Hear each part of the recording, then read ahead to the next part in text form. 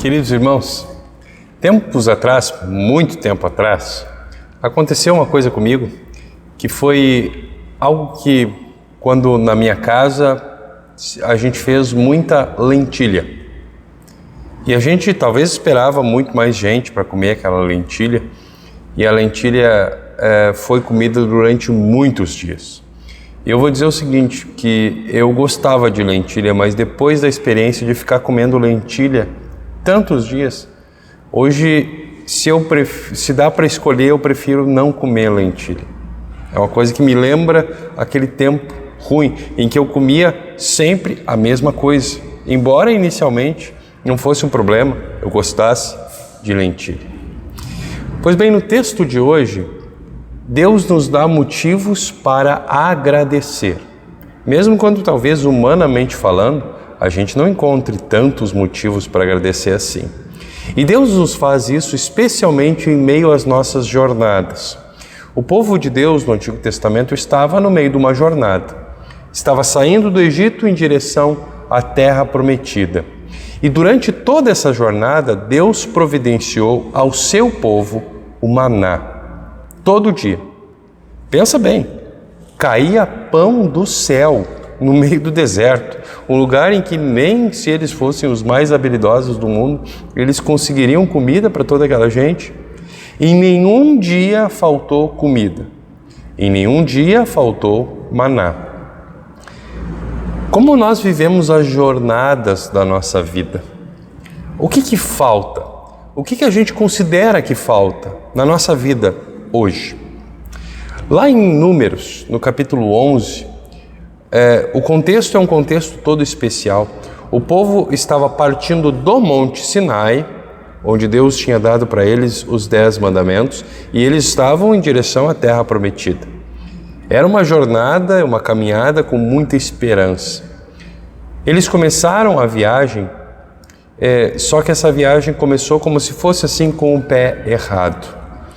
Em determinado momento, eles sentiram que as suas necessidades não estavam sendo satisfeitas, que a sua expectativa não estava sendo também cumprida, e então eles começaram a reclamar e murmurar contra Deus.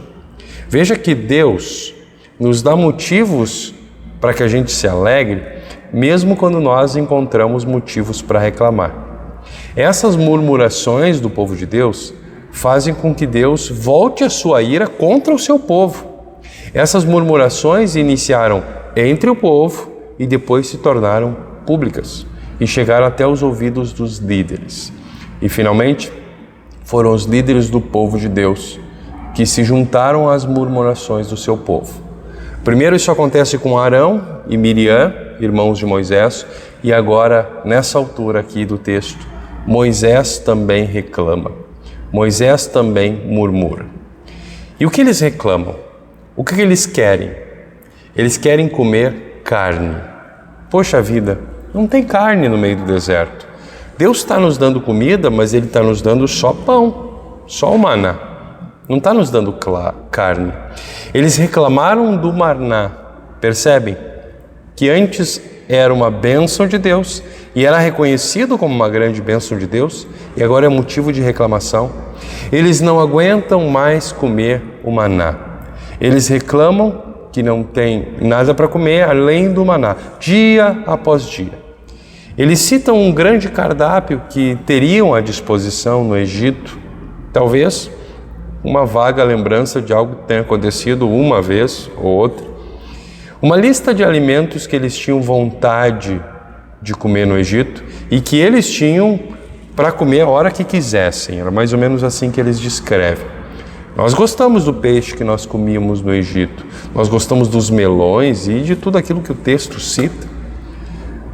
Nós estamos perdendo as nossas forças, Moisés, comendo apenas o maná, nada além de maná. Eca! Será que no Egito era tão bom assim? Você se perguntou isso? Nós vivemos o perigo de nos refugiarmos no passado e condenarmos o presente.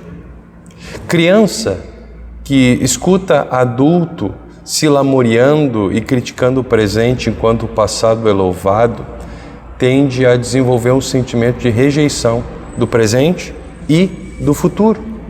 Na verdade, o passado muitas vezes é lembrado com saudosismo por ter sido lá num outro tempo. Naquele tempo que se superaram algumas dificuldades e que são hoje boa memória para quem conta, mas que nem sempre foram bons momentos de ser vividos enquanto estavam sendo vividos. Talvez hoje você olhe para o presente e não veja nada de especial. E é bem provável que no futuro, quando você olhar para trás e perceber o tempo em que nós estamos vivendo hoje e as coisas com as quais você tinha contato hoje, você vai sentir saudade de hoje e vai achar que hoje era um grande tempo, era um período muito legal da sua vida. Não há nada de mal desejar um prato de comida gostosa, um prato de comida especial. O pecado do povo não foi a crítica ou a revolta, ou talvez a acusação e a maneira como eles exigiram os pratos especiais que não existiam no deserto. O principal problema era a insatisfação com o alimento providenciado por Deus e recomendado por Deus. Eles queriam filé, picanha, peixes, muitos temperos e verduras. Esse é o problema das murmurações. Elas demonstram um descontentamento, por um lado, e uma falta de confiança em Deus, na avaliação de Deus. A gente acha que Deus está falhando no olhar para as nossas necessidades, por outro lado. O povo, na verdade, não estava conseguindo acreditar que Deus poderia e iria tomar conta deles. Como Deus toma conta da gente, como Deus tomou conta do seu povo durante toda a jornada, desde o Egito até a Terra Prometida, como Deus toma conta de nós hoje, nós continuamos tendo dificuldade de crer, de confiar de fato que Deus vai tomar conta daquilo que é necessário. Não bastou a grande demonstração que Deus havia dado ao vencer o exército egípcio naquela mesma jornada em direção à Terra Prometida, eles continuavam duvidando. E por mais que Deus desse a eles prova de que cuidaria deles, essas palavras, eles continuavam questionando a Deus. Essas palavras do texto também valem para nós quando nós reclamamos, quando nós somos aqueles que murmuramos e duvidamos do cuidado de Deus sobre a nossa vida. Mas eles não reclamam só da carne, que falta carne. Também tem Moisés, que reclama da sobrecarga, que não sabe o que fazer, porque muitas vezes os pastores também murmuram e também reclamam. Moisés mostrou em muitas oportunidades que ele pensava ser capaz de carregar e salvar todo mundo sozinho, que ele seria capaz de tomar conta do povo de Deus. E por isso esse texto também ensina a nós, pastores, nos ensina que pelas nossas próprias forças, pela nossa própria capacidade, se depender do nosso próprio esforço, nós não temos não temos condições de cumprir a tarefa que Deus dá para a gente.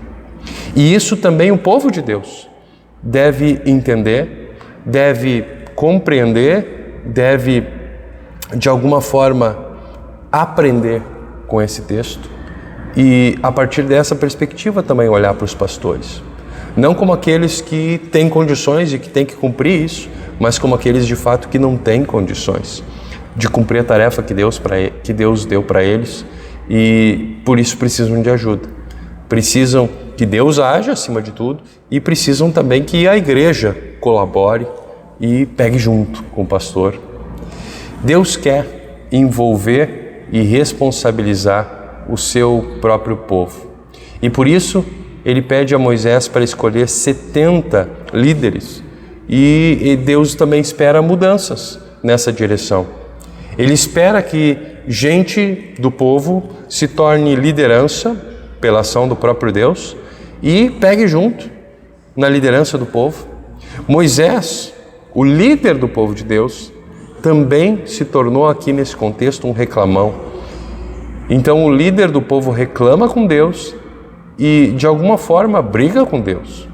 Esse é o pastor do povo de Israel, que fica indignado, porque o povo de Deus não se comporta como deveria se comportar. E não havia jeito de arrumar isso. No meio do deserto, não tinha como arrumar carne para aquela multidão, não tinha como naturalmente satisfazer aquele desejo do povo. Por isso Moisés reclama. Isso é demais para mim, querido Deus. Então é melhor que eu morra de uma vez. E nós temos aqui dois problemas. Um problema é o do povo e o outro problema é o problema de Moisés. E Deus nos dá motivos para que a gente se alegre, porque Ele é aquele que resolve os nossos problemas. E como que Deus resolve esses problemas? Ele resolve o problema da falta de carne enviando carne. Ele resolve os problemas da sobrecarga de Moisés escolhendo e capacitando líderes, 70 líderes, que ganhariam uma porção do Espírito Santo, que capacita os líderes a serem líderes, para que eles possam assumir funções que teriam dali para frente. O envio do Espírito Santo é parte da resposta de Deus para esses problemas. E Deus continua enviando o Espírito Santo para pastores, como enviou a Moisés, e para líderes, como enviou aqueles 70, e continua capacitando cada cristão, mesmo sem cargo de liderança.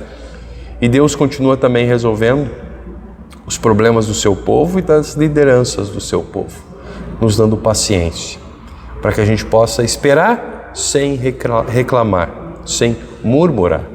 Por isso nós precisamos, antes de mais nada, reconhecer a nossa situação de reclamões, de murmuradores diante de Deus, para que Ele possa nos perdoar das nossas murmurações, das nossas reclamações e para que Ele possa nos fazer dar passos adiante. Nós precisamos confessar que nós temos dificuldade de colocar tudo nas mãos de Deus. Por meio do sacrifício da morte de Jesus, Deus quer também nos perdoar de toda a falta de confiança nele, de todas as murmurações e reclamações sobre a nossa vida contra Ele.